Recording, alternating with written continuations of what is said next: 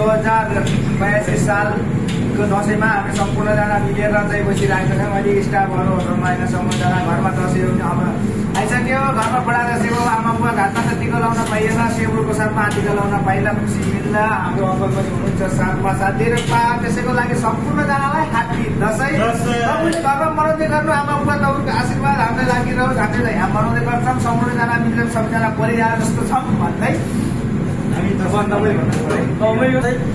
विजय दशमीको शुभकामना 2082 सालको। सबैजनालाई नमस्कार। अब हामी चाहिँ मिल्नेछौँ एडमा। ल ग्यास फोन गरिदिनु कि नमात्तिनु, आशीर्वाद दिन आउँदैन सबल माथिल्नु। त्यो हमेसा सधैँभरि यस्तै गरी साथमा काम गर्न पाउँदा खुसी लाग्छ। नमात्तिनु, माथिबाट गाडी खानु लाग्दैन होइन। बस त्यही मैले दसैँको के भन्छ भने त्यसलाई बुझाएको कि आशीर्वाद दिएको सामान्य साह्रो पत्ता गरेको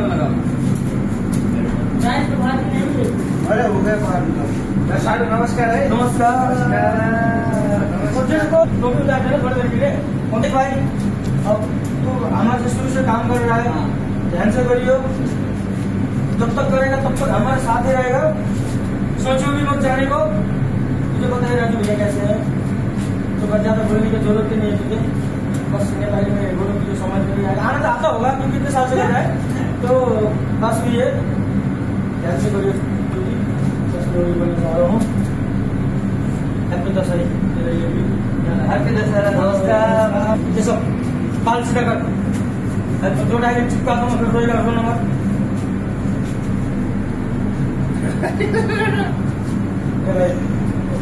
दसैँको मलाई धेरै धेरै शुभकामना।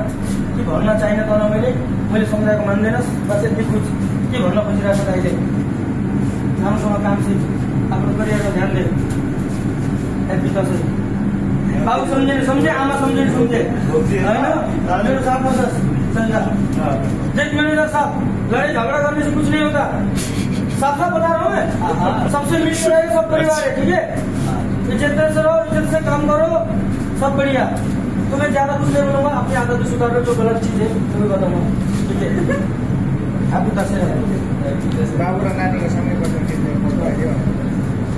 हाँ मेरो प्यारो प्यारो गोल गोल मेरो भाइ बचपनदेखि साथमा छ छैन। त्यसै गरी साथ दिनु, हर चिज मान्नु भनेको होइन।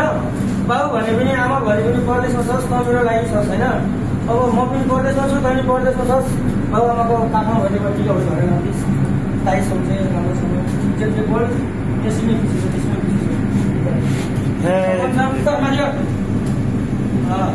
तो क्या कहता हूँ मैं, सुन अग्लोमा मात्रै हाइट भएर भएन, पढेको मात्रै भएर भएन होइन। काममा पनि ध्यान लगाउनु सिक। अलिक काम मन लागेर गर। परदेश आएको गर्नलाई ठिक छ, मन लागेर गर्ने ठिक छ। मन लाग्दैन भने कता बाहिर जाने, लडाइँ झगडा परिस्थिति नगर्ने, ड्राइभरले भनेको मान्ने। बस त्यही नै हो मेरो दसैँको आशीर्वाद भयो। काम भनेको मान्ने। जो हमारा काम भी कोई सानो है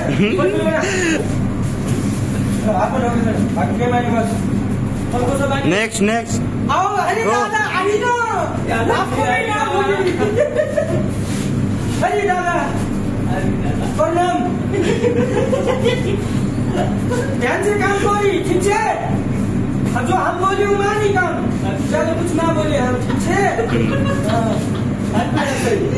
आज रामर दबाने जाई शाम को चलो। अब हाम्रो रह्यो डिस्कस गर्नुपर्छ नि जस्तो राम्रो त्यस्तै त्यसकै चिच्चाएर फलाइदियो कि म हेप्पी हुन्छ। ओके उहाँदेखि नै सबैजना उता जाने, तपाईँ जाने। मैले एकचोटि प्रोफाइल पढेको छन् पर्छ कि भाग्यमानी हुनु, ठुलो मान्छे बन्नु, उहाँको आशीर्वाद पनि ल्याएको छु। धेरै पैसा कमाउनु, धेरै खबर गर्नु, हिलेको कुरा चार्जमा चढ्नु, कहिले कहिले गर्नु। यस्तै यस्ता कुरो जिन्दगीको दुःख छ। जय श्रीराम।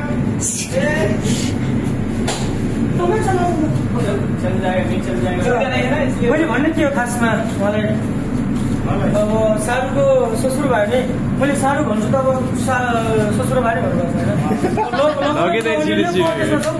किनकि अब त्यसैले यसकारण भन्दैछु परदेशमा सम्पूर्ण दाइ भाइले भन्नु ल काममा गएछ भने सासू ससुरा छोटो भन्नु पर्ने त्यस्तै भन्नु ल दाइ राम्रोसँग बस्नुहोस् घरतिर याद गर्नु भाइ भुवन उसले याद गर्दै राख्नु होइन बस म धेरै भन्न चाहिने म भन्दा धेरै जान्नेहरू हुन्छ त्यसमा के भन्दै पर्दैन बस गलत चिज छ भने छोडिदिनु होला तर त्यही नै हो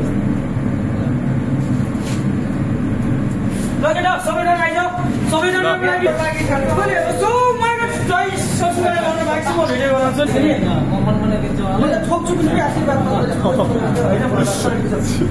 नमात्तिस जय होस् नमात्तिस मेरो छोरीलाई नछोडेस् होइन मात्दै रहनेस् भने मैले जय भन्ने भुल्ने छु नराम्रो कामहरू छोड्देस् होइन बस त्यही आशीर्वाद दिनुको लागि मेरो छोरीलाई धेरै माया गरेर राखेँ भन्ने उहाँको मनदेखिको आत्मा हो मैले त्यही भनिदिएको उहाँले त्यही भन्नु ल त्यही हो नि सर